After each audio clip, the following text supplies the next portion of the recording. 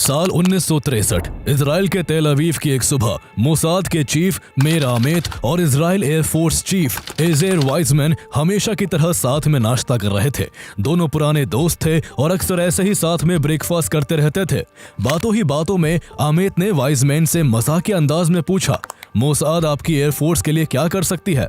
हर कोई मुझसे कुछ ना कुछ मांगता है, लेकिन आपने कभी कुछ नहीं मांगा। वाइजमैन मुस्कुराए और बोले, मैं इसलिए कुछ नहीं मांगता क्योंकि मुझे पता है जो मुझे चाहिए वो तुम नहीं दे सकते।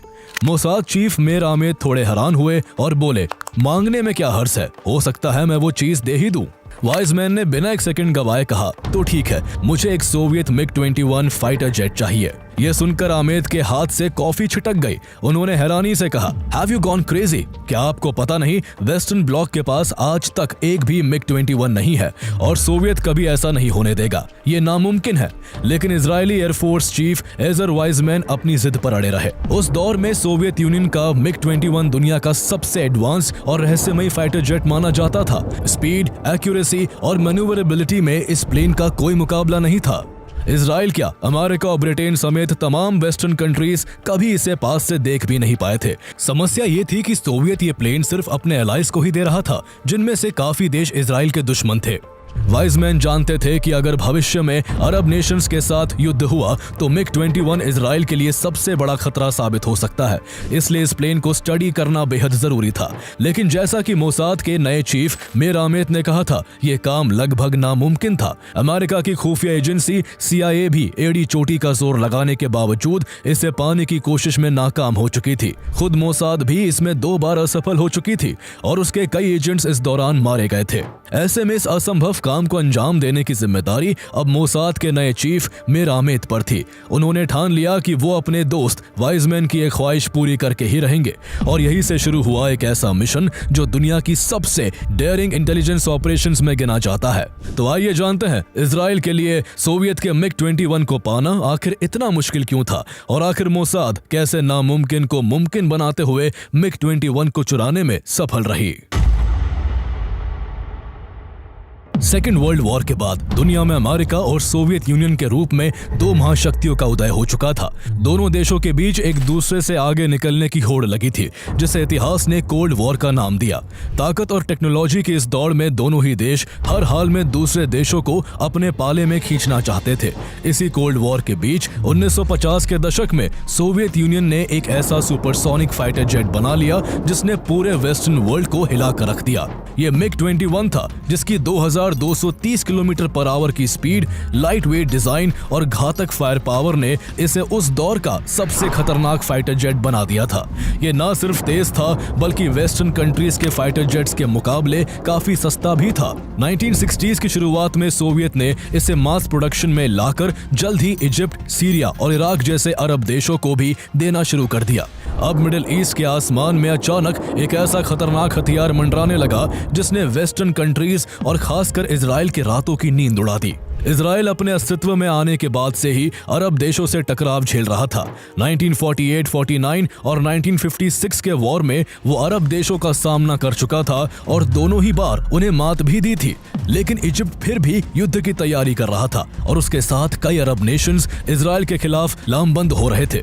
ऐसे में इजराइल पर जल्द ही आक्रमण की एक और तलवार लटकती नजर आ रही थी। सबसे बड़ी बात यह थी कि अब उनके हाथ में MiG-21 था, जो इजराइल के लिए एक बहुत बड़ी मुसीबत बन सकता था।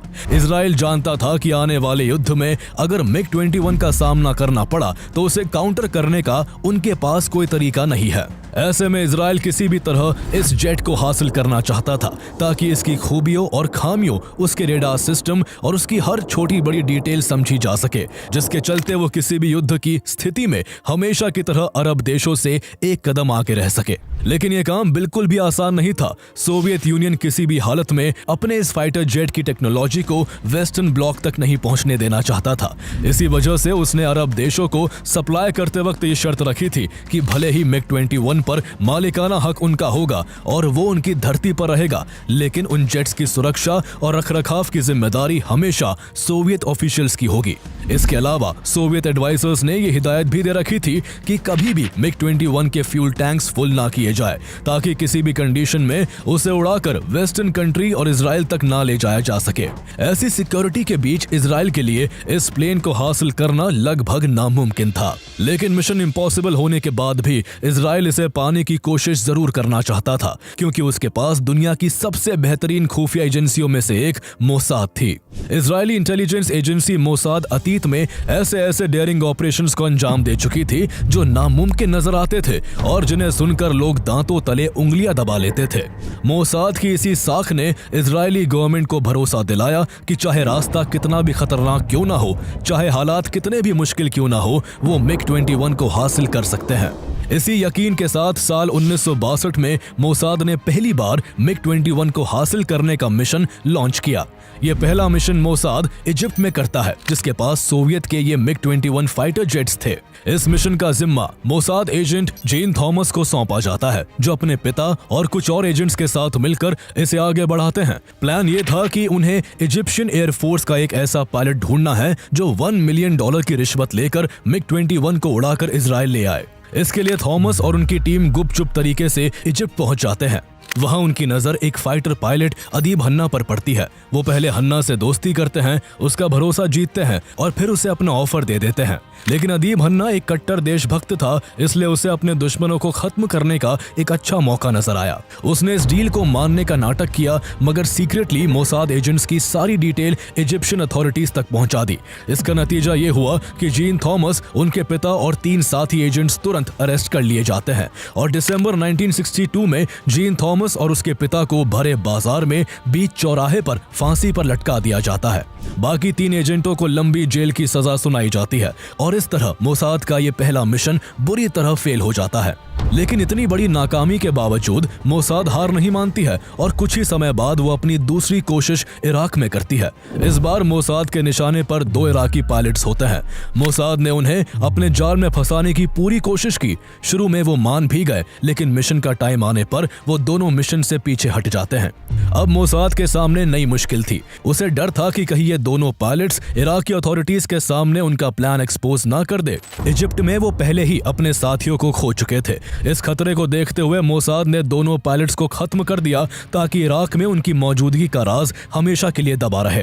एक के बाद एक 2 नाकामी ने मोसाद और इजरायली गवर्नमेंट को अंदर तक झकझोर कर रख दिया। अब उन्हें कहीं से भी MiG-21 हासिल होता नजर नहीं आ रहा था। यह काम इतना मुश्किल था कि अमेरिका, जो खुद भी MiG-21 को पाने के लिए बेताब था, इसे पाने की हर कोशिश कर चुका था, लेकिन सब कोशिशें नाकाम साबित हुई। CIA का नेटवर्क भी इसमें उसकी कोई मदद नहीं कर सका, लेकिन इजराइल हार मानने को तैयार नहीं था। इस कहानी में असली मोड़ तब आता है जब 25 मार्च 1963 को मेर आमेद को मोसाद का नया चीफ बनाया जाता है। उनकी इजरायली एयरफोर्स के चीफ एजर वाइजमैन के साथ काफी अच्छी दोस्ती थी। एजर वाइजमैन हमेशा एक अलग ही ख्यालों में डूबे रहते थे। हर पल उनके दिमाग में MiG-21 घूमता रहता था, लेकिन वो अपनी चिंता को कभी भी अपने दोस्त मेर आमेद के सामने जाहिर नहीं करते थे। आखिर एक दिन उन्होंने अपनी चिंता आमेद के सामने रख दी। उन्होंने साफ कहा कि इजराइल को हर हाल में एक MiG-21 चाहिए। आमेद ने पहले इसे नामुमकिन बताया, लेकिन वाइजमैन अड़े रहे। उन्होंने कहा, आपको MiG-21 को पाने में कोई भी कसर नहीं छोड़नी चाहिए। मेरा आमेद ने उसी पल ठान लिया कि चाहे कुछ भी हो जाए, वो MiG-21 को हासिल करके रहेंगे। उनके लिए अब MiG-21 सिर्फ एक फाइटर जेट नहीं रह गया था, बल्कि इजराइल की प्रतिष्ठा और मोसाद की साख का सवाल बन चुका था। मेरा आमेद को यह बात अच्छी तरह से पता थी कि उनके लिए ये मिशन आसान नहीं होने वाला है, क्योंकि मोसाद को इस काम में पहले ही 2 बार नाकामी मिल चुकी थी। उन्होंने इसका जिम्मा इंटेलिजेंस ऑफिसर रेहाविया वर्दी को सौंपा, जो पहले भी MiG-21 को चुराने की कोशिश कर चुके थे। वर्दी काम संभालते ही सबसे पहले कुछ अरब देशों में अपने जासूस भेजते हैं। मिशन साफ था, उन्हें इन देशों में एक ऐसा पायलट ढूंढना था जो किसी भी शर्त पर इजराइल के लिए काम करने के लिए राजी हो जाए। मोसाद के जासूस काम में लग जाते हैं और कुछ समय बाद उन्हें योसेफ शेमेश नाम का एक शख्स मिलता है जो उनके काफी काम आ सकता था। योसेफ शेमेश इराक का रहने वाला था और एक यहूदी था। वो हमेशा से इजराइल के लिए कुछ करना चाहता था। योसेफ शेमेश की एक गर्लफ्रेंड थी जिसकी बहन की शादी एक क्रिश्चियन पायलट मुनीर रेदफा से हुई थी, जो इराक एयरफोर्स में MiG-21 उड़ाता था और अपने देश के बेहतरीन पायलट्स में गिना जाता था। लेकिन मुनीर रेदफा के दिल में इराक के लिए गहरी नाराजगी थी। इसकी वजह उसका धर्म था। वो क्रिश्चियन था और इराक एक मुस्लिम मेजॉरिटी देश है, जिस वजह से इराकी अथॉरिटीज ने उसे साफ कह दिया था कि वो चाहे कितना भी अच्छा पायलट हो, उसे कभी भी प्रमोट करके स्क्वाड्रन लीडर नहीं बनाया जाएगा। उसके साथी ऑफिसर्स भी उसके क्रिश्चियन होने की वजह से उसको हमेशा शक की निगाहों से देखते थे। मुनीर रेदफा जहां इस भेदभाव की वजह से इराकी अथॉरिटी से नाराज था, तो वही उसे इस बात का गुस्सा भी था कि उसे कुर्दिश विलेजेस में बम गिराने का आदेश दिया जाता था। कुर्द लोग भी क्रिश्चियंस की तरह इराक में माइनॉरिटीज थे, इसलिए मुनीर रेदफा उनसे सिंपैथी रखता था। लेकिन सिस्टम के हाथों मजबूर होकर उसे कुर्द गांव में बम बरसाने पड़ते, जिनकी चपेट में आकर सैकड़ों बेगुनाह लोग मारे जाते थे। इस वजह से उसके मन में यह बात घर कर गई थी कि इराक में कभी भी माइनॉरिटीज को बराबरी का दर्जा नहीं मिल सकता है, और यही सोच उसे अपने देश इराक को छोड़ने की ओर धकेल रही थी। मुनीर अक्सर अपना दुख अपनी वाइफ से बांटता। उसकी वाइफ ये सब बातें अपनी सिस्टर को बताती और वो ये सारी बातें अपने बॉयफ्रेंड योसेफ शेमेश के साथ शेयर कर देती थी। इस तरह योसेफ शेमेश मोसाद को काफी काम का आदमी लगा, इसलिए उसे जल्द ही इस ऑपरेशन से जोड़ लिया गया। इसके बाद शेमेश मुनीर रेदफा को मोसाद के ऑपरेशन का हिस्सा बनाने में जुट जाता है। 1 साल के अंदर वो मुनीर रेदफा का इतना भरोसा जीत लेता है कि उसको लगने लगा कि शेमेश उसका सबसे बड़ा हितैषी है। इसके बाद योसेफ शेमेश मुनीर रेदफा को ग्रीस चलने के लिए मना लेता है, ताकि मोसाद के मकसद से उसे रूबरू करवा सके। लेकिन एक फाइटर पायलट के लिए अचानक देश छोड़ना आसान नहीं था, क्योंकि इराकी इंटेलिजेंस सर्विस मुखबरत हमेशा इन पर नजर रखती थी। ऐसे में मुनीर रेदफा ने एक झूठी कहानी गढ़ते हुए इराकी अथॉरिटी से कहा कि उसकी पत्नी गंभीर बीमारी से जूझ रही है और उसका इलाज सिर्फ ग्रीस में हो सकता है। चूंकि इंग्लिश बोलने वाला वो अपनी फैमिली का इकलौता मेंबर है, इसलिए पत्नी की देखभाल के लिए उसे भी साथ जाने की परमिशन दी जाए। ऐसे में इराकी अधिकारियों को किसी तरह का शक नहीं हुआ और उसे इजाजत मिल गई। इस तरह रेदफा अपनी वाइफ के साथ ग्रीस पहुंच जाता है। ग्रीस में मोसाद ने मुनीर रेदफा से मिलने और उसे मिशन के लिए मनाने के लिए इजरायली एयरफोर्स के पायलट कर्नल ज़ेव लेरॉन को भेजा। चूंकि मुनीर रेदफा इस पूरे ऑपरेशन का सबसे इंपॉर्टेंट किरदार था, इसलिए मोसाद ने उसका कोड नेम यहालोम रखा, जिसका मतलब डायमंड होता है। और यही से मोसाद के इस खतरनाक मिशन ऑपरेशन डायमंड की शुरुआत हो जाती है। कर्नल ज़ेव लेरॉन मुनीर रेदफा के सामने खुद को पोलैंड का पायलट बताते हैं और जल्द ही उससे दोस्ती कर उससे अक्सर मिलने लगते हैं। जब भी दोनों मिलते, इराक में माइनॉरिटीज के साथ हो रहे भेदभाव पर खूब बातें होती। एक दिन रेदफा ने उनसे कहा, जब जब मुझे कुर्दिश विलेज पर बम बरसाने को कहा गया, जहां सिर्फ औरतें, बच्चे और बूढ़े बचे थे, तब तब मेरे दिल से आवाज आई कि मैं एक गलत देश का हिस्सा हूं और मुझे इसे छोड़ देना चाहिए। लेरॉन ने सही मौका देखते हुए कहा, तुम अगर अपने फाइटर प्लेन के साथ किसी दिन इराक से बाहर चले आओ तो क्या होगा? रेदफा ने बिना 1 सेकंड की देरी किए जवाब दिया, वो मुझे मार डालेंगे। कुछ सेकंड का पॉज लेकर उसने आगे कहा, और अगर मैं बच भी निकला तो कोई भी देश मुझे शरण नहीं देगा। ये सुनकर लेरॉन ने कहा, एक देश है जो बाहें खोलकर तुम्हें गले लगाएगा, और वो देश है इजराइल। इसके बाद लेरॉन ने अपनी सच्चाई उजागर कर दी और कहा, वो पोलैंड के नहीं बल्कि इजरायली पायलट है। उन्होंने फिर मुनीर रेदफा को मोसाद से जुड़ने का ऑफर देते हुए कहा कि अगर वो इराकी MiG-21 को उड़ाकर इजराइल ले आए तो इसके बदले उसे $1 मिलियन का इनाम और पूरे परिवार सहित इजराइल में एक सुकून भरी जिंदगी दी जाएगी। लेरॉन के मुंह से बातें सुनकर मुनीर एक पल के लिए सन्न रह गया और कुछ पल के लिए वहां सन्नाटा छा गया। मोसाद चीफ मेरामेत ने पहले ही लेरॉन को इंस्ट्रक्शन दिया था कि रेदफा को पहले $1 मिलियन की रकम ऑफर की जाए और अगर वो ना माने तो झट से उस रकम को डबल कर दिया जाए। मुनीर रेदफा ने फैसला लेने के लिए सुबह तक का वक्त मांगा। इसके बाद मोसाद अधिकारी मुनीर रेदफा के जवाब का बेसब्री से इंतजार करने लगे। उन्हें पहले ही 2 बार नाकामी हाथ लग चुकी थी और एक मौके पर उनके एजेंट्स को अपनी जान भी गंवानी पड़ गई थी। लेकिन इस बार मोसाद को अपना तीर निशाने पर लगता दिख रहा था, क्योंकि मुनीर रेदफा ने उनकी ऑफर को ठुकराया नहीं था। हालांकि फिर भी मुनीर रेदफा के मन में तरह तरह के सवाल उठ रहे थे। रात भर वो करवटें बदलता रहा। जहां वो एक तरफ अपने देश से गद्दारी के बारे में सोच रहा था, तो दूसरे ही पल उसके दिमाग में इराक में माइनॉरिटी के साथ खुले तौर पर हो रहे भेदभाव और इसके चलते उसे प्रमोशन न मिलने की बात घूम रही थी। इसी कश्मकश में सुबह होने तक मुनीर रेदफा अपने नतीजे पर पहुंच गया और उसने मोसाद का ऑफर एक्सेप्ट कर लिया। लेरॉन इस बात से हैरान थे कि मुनीर रेदफा ने केवल $1 मिलियन पर काम करना स्वीकार कर लिया था। मुनीर रेदफा की मेन कंडीशन सिर्फ इतनी थी कि उसकी फैमिली पर कोई आंच ना आए। मुनीर रेदफा के हामी भरने के बाद मोसाद ने उसे इटली की राजधानी रोम बुलवाया। यहाँ इजरायली एयरफोर्स के इंटेलिजेंस ऑफिसर यहूदा पोरात ने मुनीर रेदफा को पूरा मिशन समझाया कि उन्हें जरूरत पड़ने पर इजराइल के साथ सीक्रेटली कम्युनिकेट कैसे करना है, मिशन को कब अंजाम देना है और पूरे ऑपरेशन को कैसे आगे बढ़ाना है। यहाँ ये भी तय हुआ कि जब पूरी तैयारी के बाद मुनीर रेदफा इजराइल के रेडियो स्टेशन कोल से मशहूर अरबी गाना मरहबते मरहबते सुने तो समझ जाए कि अब उसका इराक छोड़ने का वक्त हो चुका है। रोम के बाद मुनीर रेदफा को एक सीक्रेट ट्रिप पर इजराइल भी बुलाया जाता है। यहाँ उसे कुछ सीक्रेट कोड्स के बारे में समझाया जाता है। इराक से इजराइल MiG-21 लाने के लिए उन्हें न केवल इराक को बल्कि दोनों देशों के बीच में पड़ने वाले जॉर्डन को भी क्रॉस करना था। इसलिए मोसाद ऑफिसर्स उन्हें एक जिग-जैग रूट से भी इंट्रोड्यूस करवाते हैं, जिसे फॉलो करके MiG-21 को इजराइल तक लाना था, क्योंकि सीधी रूट से उड़ान भरने पर इराकी और जॉर्डेनियन रेडार रेदफा की गलती पकड़ सकती थी और उसे MiG-21 के साथ शॉट डाउन कर सकती थी। सारी प्लानिंग समझने के बाद मुनीर रेदफा वापस इराक लौट आता है। अब मोसाद के सामने सबसे बड़ी चुनौती रेदफा के फैमिली मेंबर्स को इराक से सुरक्षित बाहर निकालने की थी। मुनीर की शर्तें सिर्फ अपने बीवी बच्चों और माँ बाप को बाहर निकालने की नहीं थी, बल्कि वो अपनी कई सिस्टर्स और ब्रदर्स इन लॉस को भी इराक से बाहर लाना चाहता था, ताकि उसके बाद उसके परिवार में किसी पर भी कोई आंच न आए। लेकिन एक साथ एक एयरफोर्स ऑफिसर के पूरे परिवार का इराक छोड़ना इराक की इंटेलिजेंस सर्विस मुखबरत की नजर में शक पैदा कर सकता था। इसलिए सभी को अलग अलग बहाने से अलग अलग समय पर इराक से बाहर लाया जाता है। किसी को मेडिकल ट्रीटमेंट तो किसी को घूमने के बहाने से पहले किसी यूरोपियन कंट्री या फिर अमेरिका भेजा गया और फिर वहां से कुछ दिन बाद सभी को धीरे धीरे इजराइल लाया जाता है। इस वक्त तक मुनीर रेदफा ने अपने घर में किसी को भी नहीं बताया था कि आखिर वो क्यों सबको इराक से बाहर भेज रहा है। सभी को यही पता था कि वो सिर्फ कुछ दिन के लिए विदेश घूमने आए हैं। इसी वजह से इस दौरान एक बड़ा हंगामा हो गया। मुनीर रेदफा की वाइफ कैमिला और उसके दोनों बच्चों को जब इजराइल भेजने के लिए पहले इराक से एम्स्टर्डम और फिर वहां से पेरिस पहुंचाया गया, तो उसकी मुलाकात इजरायली पायलट कर्नल ज़ीव लेरॉन से होती है, जो इस पूरे ऑपरेशन की मॉनिटरिंग कर रहे थे। मुनीर की वाइफ कैमिला को भी अब तक पता नहीं था कि उसका पति इजराइल से हाथ मिला चुका है, लेकिन इजराइल उड़ान भरने से पहले कर्नल ज़ीव लेरॉन ने मुनीर रेदफा की पत्नी के सामने पूरी सच्चाई खोल दी। कैमिला को एक बार के लिए विश्वास नहीं हुआ, लेकिन जब उसे यकीन हो गया कि उसका पति इजराइल के लिए काम कर रहा है, तो उसका गुस्सा 7वें आसमान पर पहुंच गया। वो इजरायली अधिकारी के सामने रोने चिल्लाने लगती है और कहती है, मेरा पति गद्दार है, ये बात जब मेरे भाइयों को पता चलेगी तो वो मुझे भी मार डालेंगे।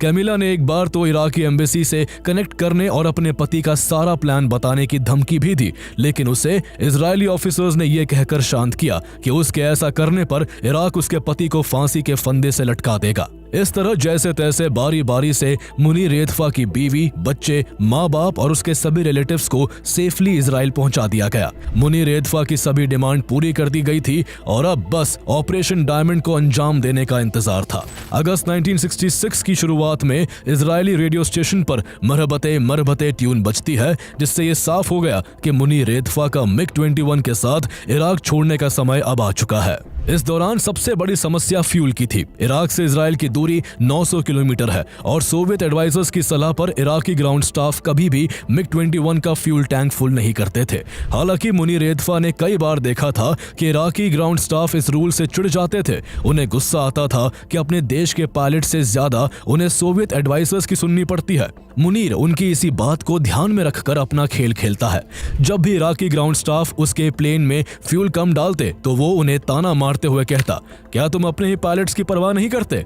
हम जान देकर देश की रक्षा करते हैं और तुम सिर्फ सोवियट्स की हाँ में हाँ मिलाते हो। ऐसा कई बार होने पर इराकी ग्राउंड स्टाफ को भी बुरा लगा और आखिरकार उन्होंने सीनियर ऑफिसर्स को बताए बिना मुनीर रेदफा के MiG-21 का टैंक फुल करना शुरू कर दिया।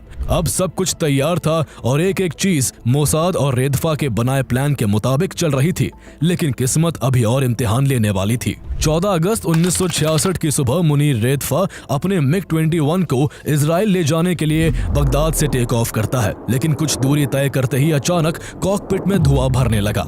ये देख मुनीर रेतफा की सांस अटक गई। उसकी जान में जान तब आई जब उसे पता लगा कि ये बस उसके कॉकपिट में एक फ्यूज जल जाने की वजह से हुआ है। वो अगर चाहता तो आसानी से इसे इजराइल ले जा सकता था, लेकिन उसने कोई रिस्क न लेने का फैसला किया और प्लेन को इराक के ही रशीद एयरबेस पर लैंड कर दिया। दूसरी तरफ मोसाद के ऑफिसर्स के लिए हर पल सदियों जैसा लग रहा था। उन्हें लग रहा था कि सब खत्म हो गया है और उनकी सालों की मेहनत एक झटके में बिखर गई है। लेकिन उन्हें राहत की सांस तब आई जब मुनीर रेतफा ने उन्हें संदेश भेजा कि 2 दिन बाद वो फिर से कोशिश करेगा।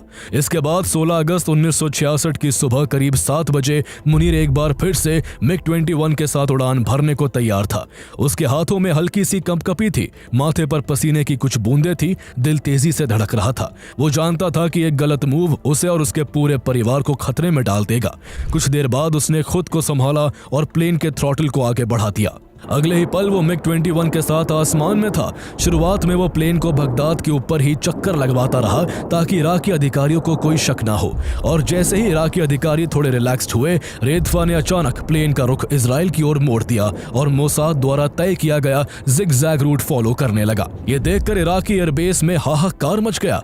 शुरू में उन्हें लगा कि मुनीर अनजाने में रूट से भटक गया है, इसलिए उसे वापस सही रूट पर लाने के लिए बार बार रेडियो मैसेज भेजा गया। लेकिन तब भी मुनीर वापस सही रूट पर नहीं आया तो उसे धमकी दी गई कि उसे प्लेन समेत शॉट डाउन कर दिया जाएगा। लेकिन मुनीर ने कोई रिस्पॉन्स देने के बजाय अपना रेडियो बंद कर दिया। अब उसका इराक से संपर्क टूट चुका था। कुछ मिनटों में रेतफा जॉर्डन के एयर स्पेस में दाखिल हो गया। यह मिशन का सबसे खतरनाक हिस्सा था। जॉर्डन अपने एयर स्पेस में यूं किसी विदेशी फाइटर जेट को देख उसे शॉट डाउन कर सकता था। ऐसे में जब मुनीर रेतफा MiG-21 के साथ जॉर्डन में दाखिल हुआ तो जॉर्डन को उसके पड़ोसी देश सीरिया से पता चला कि ये उसका MiG-21 है जो ट्रेनिंग के दौरान गलती से उधर पहुंच गया है। जॉर्डन ने इस वजह से इसे इग्नोर कर दिया। ऐसा माना जाता है कि मोसाद ने सीरिया के सिस्टम को हैक कर लिया था और सीरियन अथॉरिटी बनकर जॉर्डन को झूठी कहानी बताई थी। इस तरह मुनीर रेतफा खुद को जॉर्डेनियन एयरफोर्स से बचाते हुए बगदाद से उड़ान भरने के ठीक 65 मिनट बाद सुबह के 8 बजे MiG-21 के साथ इजराइल की सीमा में दाखिल हो जाता है। इजरायली एयरफोर्स ऑफिसर्स को पहले ही सख्त आदेश दिए गए थे कि आज अगर उन्हें उनके एयर स्पेस में कोई विदेशी फाइटर जेट दिखाई दे तो वो उसको शॉट डाउन ना करे। इस दौरान 2 इजरायली मिराज फाइटर जेट भी सीमा पर एस्कॉर्टिंग के लिए तैनात थे। MiG-21 के सीमा में दाखिल होते ही मिराज जेट में मौजूद इजरायली पायलट रैन पेकर बेस को संदेश भेजते हैं, हमारा मेहमान अब हमारी सीमा में है। इसके बाद MiG-21 हेड्जर एयरबेस पर सेफली लैंड करता है। रनवे पर जैसे ही प्लेन रुका, मोसाद और इजरायली एयरफोर्स के अधिकारियों ने राहत की सांस ली। किसी की आंखों में खुशी के आंसू थे तो कोई खुशी से झूम रहा था और एक दूसरे को गले लगा रहा था। वो मिशन जिसे नामुमकिन माना जा रहा था वो अब हकीकत बन चुका था। ऑपरेशन डायमंड पूरा हो चुका था। मोसाद ने दुनिया को दिखा दिया था कि उसकी क्या काबिलियत है। इजराइल में लैंडिंग के तुरंत बाद मुनीर रेतफा को बेस कमांडर के घर ले जाया गया। वहां कई सीनियर ऑफिसर्स पहले से मौजूद थे। माहौल पहले से ही संगीत और उत्साह से भरा हुआ था। लोग खुशी से झूम रहे थे और देखते ही देखते वो खुशी एक पार्टी में बदल गई। लेकिन इस पूरे माहौल के बीच मुनीर रेतफा चुपचाप एक कोने में गुमसुम बैठा रहा। उसके चेहरे पर गहरी थकान और आंखों में बेचैनी साफ झलक रही थी। पार्टी के बाद उसे एक प्रेस कॉन्फ्रेंस में ले जाया गया जहां उसने दुनिया के सामने खुलकर बताया कि किस तरह इराक में क्रिश्चियन और कुर्द लोगों पर जुल्म ढाए जा रहे हैं। इसके बाद जब उसे उसके परिवार से मिलवाया गया तो उसका दिल टूट गया। वहां मुनीर का साला भी मौजूद था जो उसे देखते ही भड़क उठा। उसने पहले तो उसे गद्दार कहकर बेइज्जत किया और फिर उसे मारने की कोशिश भी की। मुनीर को उम्मीद थी कि उसका परिवार उसे समझेगा, लेकिन परिवार के इस रवैये ने उसके भीतर की घुटन और भी बढ़ा दी और वो धीरे धीरे भीतर से टूटने लगा। कुछ दिनों बाद इजराइल में सभी सीनियर ऑफिसर्स की मौजूदगी में MiG-21 का फ्लाइट टेस्ट किया गया। जब टेस्ट पायलट ने उड़ान भरकर सुरक्षित लैंडिंग की तो वहां मौजूद लोगों ने तालियों की गड़गड़ाहट से उसका स्वागत किया। यह पल सिर्फ इजराइल के लिए ही नहीं बल्कि पूरे वेस्टर्न ब्लॉक के लिए गेम चेंजर था। इजराइल के पास अब न केवल MiG-21 था बल्कि उसे अब उसकी सभी खूबियों और खामियों की जरूरी समझ भी थी। क्योंकि अमेरिका खुद भी MiG-21 को पाने के लिए बेताब था, इसलिए उसने इजराइल से इसका एक्सेस मांगा। इसके बदले बदले में इजराइल ने अमेरिका से सोवियत की SAM-2 मिसाइल की टेक्निकल फाइल्स की डिमांड रख दी। अमेरिका MiG-21 के एक्सेस के लिए इतना डेस्परेट था कि उसने तुरंत डील मान ली और इजराइल को SAM-2 मिसाइल की सारी टेक्निकल जानकारी सौंप दी। कुछ ही समय बाद यूएस पायलट्स इजराइल पहुंचे। उन्होंने MiG-21 को डिटेल में स्टडी किया और उसे उड़ाकर उसकी हर स्ट्रेंथ और वीकनेस को समझा। यही जानकारी आगे चलकर इजरायली एयरफोर्स के लिए गेम चेंजिंग साबित हुई। इसका असर सिर्फ 10 महीने बाद 1967 की 6 डे वॉर में साफ दिखा। युद्ध के पहले ही दिन इजराइल ने पूरी अरब एयरफोर्स को तहस नहस कर दिया और बिना अपना कोई फाइटर प्लेन गवाए इजराइल ने सीरिया के 6 MiG-21 को आसमान से मार गिराया। ये सब इस वजह से पॉसिबल हुआ क्योंकि अब इजराइल MiG-21 की हर ताकत और हर कमजोरी को जान चुका था। युद्ध खत्म होने के बाद इजराइल में जश्न का माहौल था, लेकिन जिस इंसान की वजह से ये सब संभव हुआ था उसकी जिंदगी बिखर चुकी थी। मुनीर और उसका परिवार 3 साल तक इजराइल में एडजस्ट करने की कोशिश करता रहा, लेकिन उनका मन नहीं लग सका। आखिरकार इजराइल ने उसके पूरे परिवार को फॉल्स आइडेंटिटीज देकर एक वेस्टर्न कंट्री भेज दिया। लेकिन इसके बाद भी मुनीर की उलझनें खत्म नहीं हुई। अगस्त 1988 में मुनीर एदफा को अचानक हार्ट अटैक आया और उसकी मौत हो गई। उसकी मौत के बाद इजराइल ने मुनीर एदफा के सम्मान में एक मेमोरियल सर्विस आयोजित की। इराक से लाया गया वो MiG-21 आज भी इजरायली एयरफोर्स म्यूजियम हद-ए-रिम में रखा हुआ है। जब भी इजरायली लोग उसे देखते हैं तो उन्हें उस इराकी पायलट की याद आती है जिसने अपनी जान दांव पर लगाकर इजराइल तक MiG-21 पहुंचाया था। अगर आपको मोसाद के ऐसे ही डेयरिंग ऑपरेशंस पसंद आते हैं तो आपको एली कोहेन की कहानी जरूर देखनी चाहिए। वो मोसाद एजेंट जिसने अंडरकवर रहकर सीरिया की सत्ता में ऐसी पैठ बनाई थी कि वहां का राष्ट्रपति तक उसे डेप्यूटी डिफेंस मिनिस्टर बनाना चाहता था। इसके अलावा आप मोसाद का ऑपरेशन थंडरबोल्ट भी देख सकते हैं कि आखिर कैसे इजराइल ने युगांडा में अपने सैनिक भेजकर वहां आतंकियों द्वारा कैद किए गए इजरायली नागरिकों को रिहा करवाया। दोनों ही रोमांचक कहानियों को जानने के लिए आप इन पर हमारा वीडियो देख सकते हैं, जिनका लिंक आपको डिस्क्रिप्शन में मिल जाएगा।